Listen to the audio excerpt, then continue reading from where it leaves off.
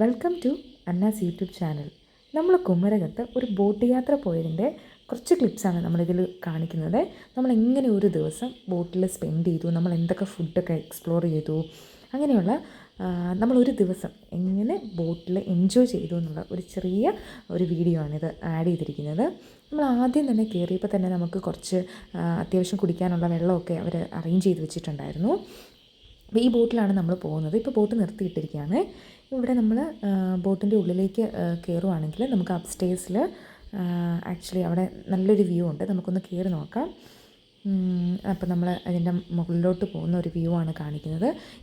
ഇപ്പം boat move ചെയ്യുന്നില്ല. Boat നിർത്തിയിട്ട് നമ്മൾ ജസ്റ്റ് കയറിയതേ ഉള്ളൂ. ഇവിടെ നമുക്ക് ഇരിക്കാൻ രീതിയിൽ ഒരു സോഫയൊക്കെ അറേഞ്ച് ചെയ്തിട്ടുണ്ട്. അപ്പോൾ ഇവിടെ നിന്നുള്ളൊരു വ്യൂ ആണ് ഇത് കാണിക്കുന്നത്. നമുക്ക് ഇങ്ങനെ സൈഡ് വഴിയൊക്കെ ഇരിക്കാവുന്നതാണ്. അപ്പം ഇപ്പം ബോട്ട് മൂവ് ചെയ്യുന്ന ഒരു ലെവലിലല്ല കേട്ടോ, ജസ്റ്റ് നമ്മൾ ഒന്ന് കയറി ഒന്ന് എങ്ങനെയാണെന്നുള്ള രീതിയിൽ കാണിക്കുന്നതേ ഉള്ളൂ. ഇനി നമ്മൾ റൂമിലോട്ട് പോകണമെങ്കിൽ അതിൽ മെയിനായിട്ട് 2 റൂമാണുള്ളത്. അറ്റാച്ച്ഡ് ബാത്റൂമാണ് 2 റൂമിലും. ഇങ്ങനെ നമുക്ക് കിടക്കാൻ വേണ്ടി ബെഡ് സ്പേസൊക്കെ നല്ല നീറ്റായിട്ട്, നല്ല ക്ലീനാണ്, നല്ല നീറ്റായിട്ടാണ് അവർ അത് അറേഞ്ച് ചെയ്തിരിക്കുന്നത്. അവിടെ ഒരു കണ്ണാടിയൊക്കെ ഉണ്ട്. അതുപോലെ തന്നെ നമുക്ക് അവിടെ കിടന്നുകൊണ്ട് തന്നെ ജനൽ തുറന്നിട്ടാൽ തന്നെ നമുക്കിവിടെ നല്ല ഇതൊക്കെ ഉണ്ട്. പിന്നെ വാഷ്റൂമും അത്യാവശ്യം നല്ല ക്ലീനായിട്ടാണ് വാഷ്റൂമൊക്കെ കിടന്നിരുന്നത്. അപ്പോൾ നമ്മുടെ ബോട്ട് ഇതാ മൂവ് ചെയ്യാൻ തുടങ്ങിയിട്ടുണ്ട്. നമുക്ക് നല്ല പ്രകൃതി രമണീയമായ കുമരകത്ത് ഒരു ദിവസം നമുക്ക് അടിച്ച് പൊളിച്ച് നമുക്ക് ചെറിയ ബഡ്ജറ്റിൽ തന്നെ നമുക്ക് ചെയ്ത് ഇങ്ങനെ ഒരു ബോട്ട് യാത്ര ചെയ്യാവുന്നതാണ്. നമ്മൾ ഫാമിലിയായിട്ട് ഒരു 20 പേര്, 25 പേര് മാക്സിമം ഉണ്ടായിരുന്നുള്ളൂ നമ്മുടെ ഇതിൽ. ഒരു ദിവസം രാവിലെ 10 മണിക്കാണ് സ്റ്റാർട്ട് ചെയ്തത്. വൈകിട്ട് 5 മണി വരെ അവർ നമ്മുടെ ബോട്ടിൽ മൊത്തത്തിലൊന്ന് വേമ്പനാട്ട് കായലിലൂടെ ഒന്ന് ചുറ്റി കറക്കി നമ്മളെ തിരിച്ച് നമ്മൾ കയറിയ സ്ഥലത്ത് തന്നെ നമുക്ക് ഇറക്കി കൊണ്ടുവിടുന്നുണ്ടായിരുന്നേ. ഇത് നല്ല രീതിയിലാണ് ആക്ച്വലി അവർ നമ്മളോടുള്ള ഇൻട്രാക്ഷൻ, നമുക്ക് കാര്യങ്ങളൊക്കെ പറഞ്ഞു തരികയൊക്കെ ചെയ്ത്. ഇപ്പോൾ ഇച്ചിരി വെള്ളമൊക്കെ കയറി കിടക്കുന്ന സമയമായിരുന്നു. അതുകൊണ്ട് തന്നെ അല്ലെങ്കിൽ നമ്മുടെ പാതിരാമണലൊക്കെ കയറ്റു എന്നാണ് പറഞ്ഞത്. പക്ഷേ ഇപ്പോൾ ഇച്ചിരി വെള്ളം കയറി കിടക്കുന്നുണ്ട്. അവിടോട്ടൊന്നും ബോട്ട് അടുപ്പിക്കാൻ പറ്റില്ല. കാരണം മണ്ണിങ്ങനെ മണ്ണ് നിറഞ്ഞ് കിടക്കുന്നതുകൊണ്ട് നമുക്ക് ബോട്ടകത്തോട്ട് ആ ഒരു സ്ഥലത്തോട്ടൊന്നും അടുപ്പിക്കാൻ പറ്റുന്നൊരു ലെവലിലായിരുന്നില്ല. ഇച്ചിരി വെള്ളം കയറിയ സമയത്താണ് നമ്മൾ പോയത്. എന്താണെങ്കിലും നല്ലൊരു എക്സ്പീരിയൻസ് ആയിരുന്നു. നമ്മളെ മൊത്തത്തിലിങ്ങനെ ചുറ്റി നമ്മളെ കാണിക്കുന്നുണ്ട്. ഇതിനപ്പുറത്തൊക്കെ ഉള്ളത് പാടമാണ് ആക്ച്വലി. അപ്പോൾ ഇവർ നമുക്ക് പറഞ്ഞു തരുമായിരുന്നേ. അപ്പം പാടത്തിൽ അടുത്ത കൃഷി ഇറക്കാനുള്ള സമയമായിട്ടുണ്ട്. അങ്ങനെയുള്ള ഇവിടുത്തെ കുറച്ച് ലോക്കൽ കാര്യങ്ങളൊക്കെ നമുക്ക് ഈ ഓടിക്കുന്ന ആൾ തന്നെ നമുക്ക് പറഞ്ഞൊക്കെ തന്നിട്ടുണ്ട്. അപ്പം നമ്മളത് കണ്ട ചെറിയൊരു ബർത്ത്ഡേ സെലിബ്രേഷനൊക്കെ ഉണ്ടായിരുന്നേ. അപ്പോൾ 70ാമത്തെ ഡാഡിയുടെ ബർത്ത്ഡേ ആയിരുന്നു. അപ്പോൾ ജസ്റ്റ് ഒരു കേക്ക് കട്ടിംഗ് ഒക്കെ ഉണ്ടായിരുന്നു.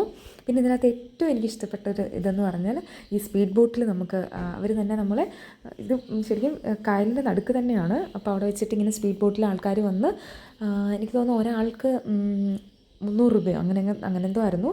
അപ്പോൾ ഇങ്ങനെ അതുകൊണ്ട് നമുക്ക് സ്പീഡ് ബോട്ടിലെ ഒരു എക്സ്പീരിയൻസ് സൂപ്പറായിരുന്നു. എന്നാൽ നമുക്കത്രയും പേടിക്കുന്ന ഒരു ലെവലൊന്നും ആയിരുന്നില്ല കേട്ടോ. വളരെ ശാന്തമായിട്ട് തന്നെയാണ്.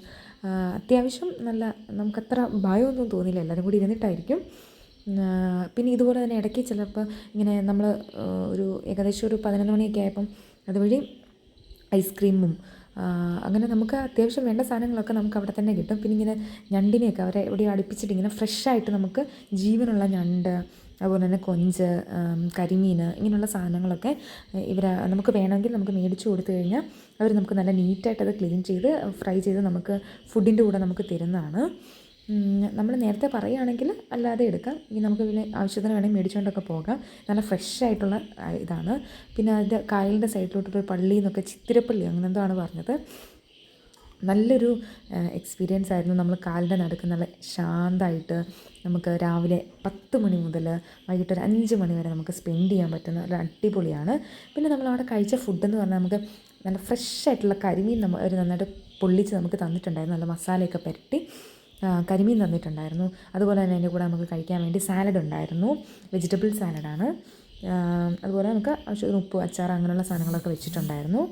പിന്നെ നല്ല അടിപൊളി തെങ്ങിൻ കള്ളും അതിൻ്റെ കൂടെ അവർ മുട്ട ഇങ്ങനെ കടലയൊക്കെ ഇട്ട് ചിക്കി തോർത്തിയ ഐറ്റംസൊക്കെ നമുക്ക് കഴിക്കാനുണ്ടായിരുന്നു. പിന്നെ നമുക്ക് കൊഞ്ച്, ചിമ്മീൻ, ഇതൊക്കെ നമ്മൾ മേടിച്ച് കൊടുക്കുന്നതനുസരിച്ച് അവർ നമുക്ക് ഫ്രൈ ചെയ്ത് നല്ല നീറ്റായിട്ട് നമുക്ക് തരും. അതുപോലെ തന്നെ ഞണ്ടൊക്കെ നല്ല മസാലയൊക്കെ ഒരു നല്ല ടേസ്റ്റായിരുന്നു ഞണ്ട് കറിക്കൊക്കെ. എല്ലാ ഐറ്റംസും തന്നെ നല്ല ടേസ്റ്റായിട്ടാണ് അവരത് കുക്ക് ചെയ്ത് നമുക്ക് നല്ല നീറ്റായിട്ടാണ് നമുക്ക് തന്നത്.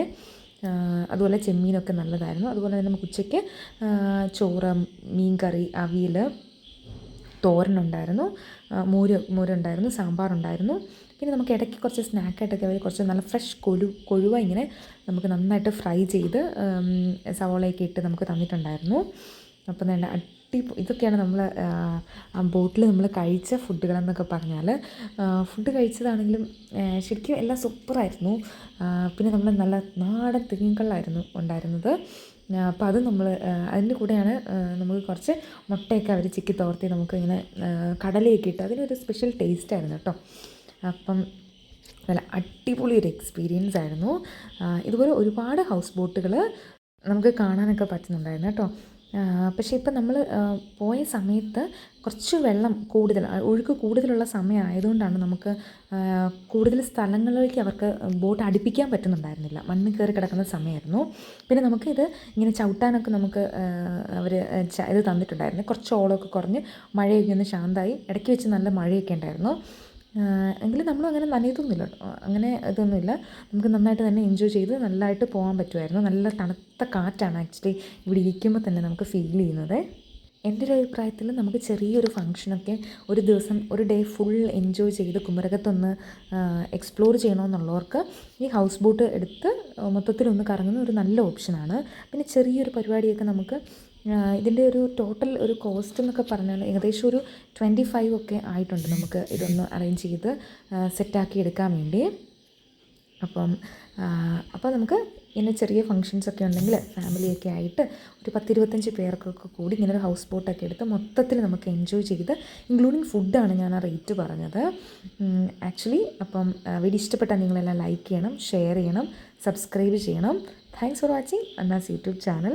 അപ്പോൾ ഇതുപോലെ നമ്മൾ നമ്മൾ പോകുന്ന ചെറിയ ക്ലിപ്പുകളൊക്കെ ഈ ചാനലിലൂടെ നമ്മൾ കാണിക്കുന്നതാണ്. അപ്പോൾ വീഡിയോ ഇഷ്ടപ്പെട്ടാൽ നിങ്ങളെല്ലാം മറക്കാതെ ലൈക്ക് ചെയ്യണം, ഷെയർ ചെയ്യണം, സബ്സ്ക്രൈബ് ചെയ്യണം. ഇഷ്ടപ്പെടുവാണെങ്കിൽ ഇനി വീഡിയോസ് കാണണമെന്നുണ്ടെങ്കിൽ മാത്രം ചാനൽ സബ്സ്ക്രൈബ് ചെയ്യുക. നമ്മൾ സ്പീഡ് ബോട്ടിനൊക്കെ ഇങ്ങനെയാണ് നമ്മളെ കയറ്റുന്നത്. അവർ വന്ന് നമ്മളെ ഇങ്ങനെ നിർത്തും, നമ്മൾ അതിൽ കയറിയാൽ മതി. പിന്നെ റേറ്റൊക്കെ നമുക്ക് കറക്റ്റായിട്ട് അവരതിൽ പറയുകയൊക്കെ ചെയ്യും കേട്ടോ. അപ്പോൾ വീഡിയോ ഇഷ്ടപ്പെട്ടാൽ മറക്കാതെല്ലാം സബ്സ്ക്രൈബ് ചെയ്ത് വെക്കുക. അപ്പോൾ എന്തെങ്കിലും ഇൻഫോർമേഷൻ വേണമെന്നുള്ളവർ കമൻറ്റ് ചെയ്താൽ മതിയേ.